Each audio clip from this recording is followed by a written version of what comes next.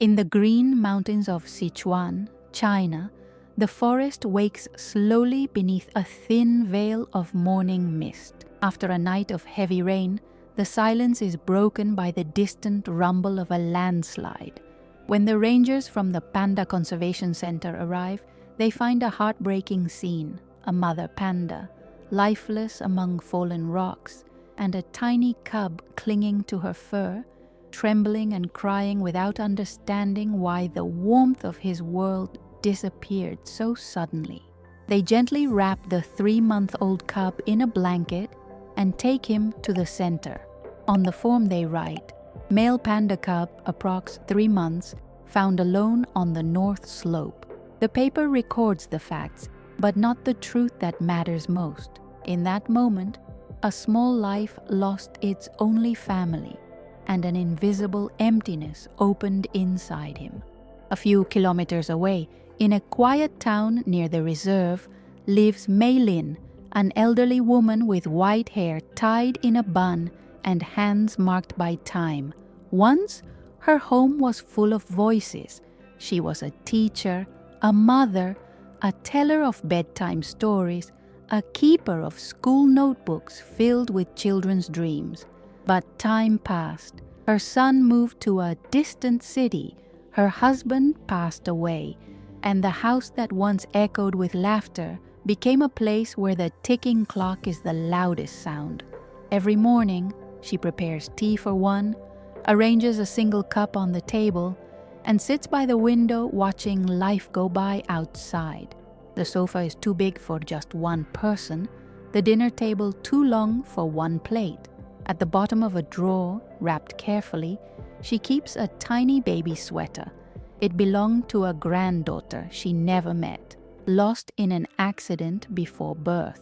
Along with that tragedy, the dream of becoming a grandmother faded in silence. The pain no longer brings tears every day, but it never really leaves. It becomes a quiet room inside her heart, a space where no one ever entered.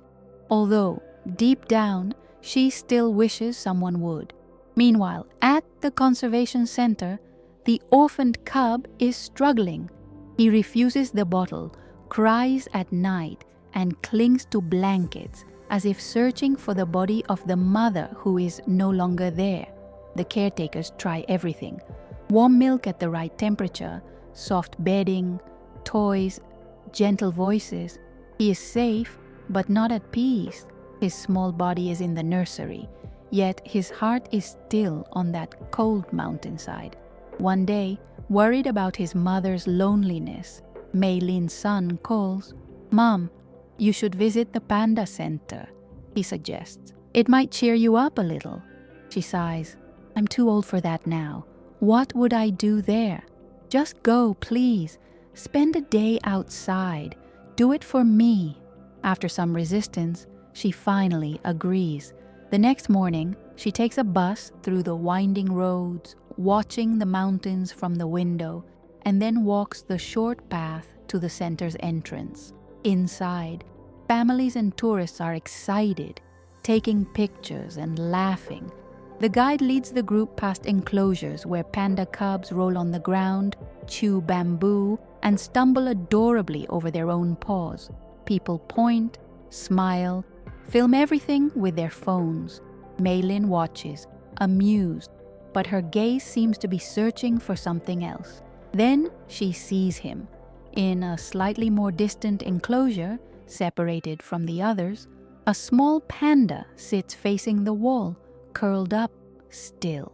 While the other cubs play, this one seems stuck in his own world, turned away from the noise. "That one worries us," the guide says when he notices her attention. "He's an orphan. We found him after a landslide. He doesn't like contact, often refuses his milk. He seems sad." The group moves on, but Mei Lin slows her steps until she is left behind. She approaches the fence slowly, her heart tightening in a way she can't explain. She doesn't call him or whistle. She just stands there, quietly looking. The cub remains with his back turned for a while. Then, as if feeling a new kind of presence, He tilts his head, looks over his shoulder, and his eyes meet hers. He hesitates, then, weak but determined, turns completely and walks toward the fence, step by small step. He places his paws on the bars and makes a soft, uncertain sound.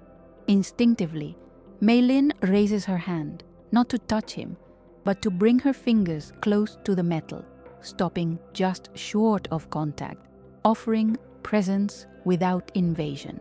In this brief moment, something invisible passes between them. Two emptinesses recognize each other.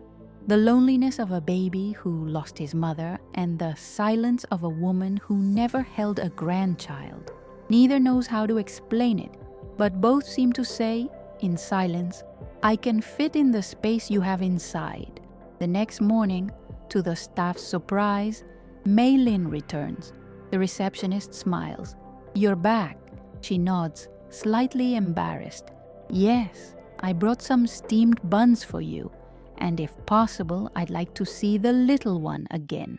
And so, a new routine begins. Day after day, she takes the same bus, walks the same path, and stops at the same enclosure. Sometimes she sits on a nearby bench, simply watching. Sometimes she talks in a low, calm voice. "How are you today, little one? Did you sleep better? You miss her, don't you?" "I know what that feels like." The staff start to notice something different. When Mei-Lin arrives, the cub's behavior changes. Before, he avoided people. Now, as soon as he sees her white hair and familiar figure, he walks toward the fence. His eyes follow her whenever she moves. On the days when she talks near the enclosure, he accepts the bottle more easily afterwards, as if her voice made the world feel a little safer. Watching the cameras, one of the biologists half jokes, "It's like he's chosen her as his human."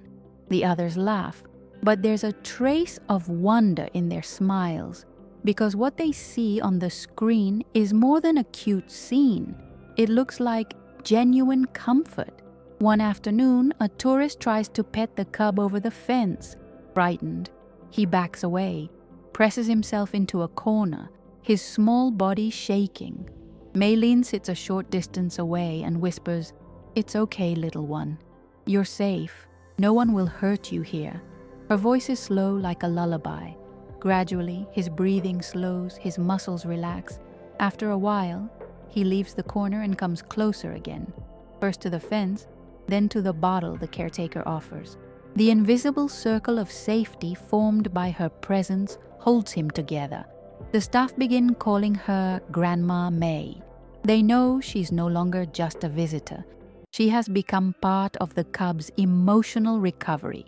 In a meeting about his progress, better appetite, more stable sleep, increased curiosity, someone writes on the board, environmental changes, enriched toys, medical checks, and Grandma May.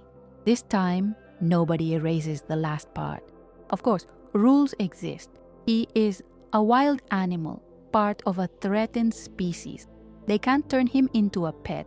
He needs to grow strong and, one day, perhaps move to a bigger, more natural area, maybe even experience a semi-wild life. They explain this to Mei-Lin carefully. She listens and nods, eyes gentle. "I don't want to keep him," she says. "I just want him to know that love exists. Even if he forgets my face, I hope he doesn't forget that feeling." The day comes when the cub is moved to a larger enclosure with more trees, more space to climb, and more challenges. That morning, Mei-Lin arrives earlier than usual. She watches as they gently transport him, hears his anxious little calls in the new, unfamiliar space. Then, from the other side of the new fence, she says softly, "I'm here, little one." He lifts his head, scans the surroundings, and when he finally spots her, he walks straight toward her and puts his paws on the bars, as if saying, "You're still here, then I can be brave." She smiles, eyes shining. "Yes, I'm still here." Now you can go higher, farther. I'll be watching." As months pass, the cub grows stronger, learns to climb higher structures, to explore every corner, to act more and more like the wild animal he is meant to be. Yet every time Mei Lin arrives, no matter what he is doing, he pauses to look for her. For tourists, it's a sweet scene. For the staff, it's living proof of how deep bonds between species can go. For the two of them, it's simply family, in their own language. In her town, Mei Lin's life changes in subtle but powerful ways. Her house is still quiet, but it no longer feels empty. Each day has a purpose: catching the bus, bringing fresh buns for the staff, telling the panda what she saw on the way. On the phone, her son notices the difference. "You sound happier lately, Mom." She smiles and answers, half joking, half serious. "Well, I've been very busy being a grandma. Maybe one day the panda will move to a protected forest, among real trees, real rain, and the true sounds of the mountain at night. He may no longer remember the fence, the bus, or the exact shape of that elderly woman's face.